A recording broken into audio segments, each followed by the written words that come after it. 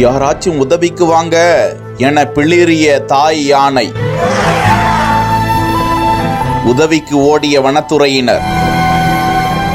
உடல்நிலை பாதிக்கப்பட்ட தாய் யானை மயங்கி கிடக்க அருகாமையில் தவித்துக் கொண்டிருந்த குட்டி.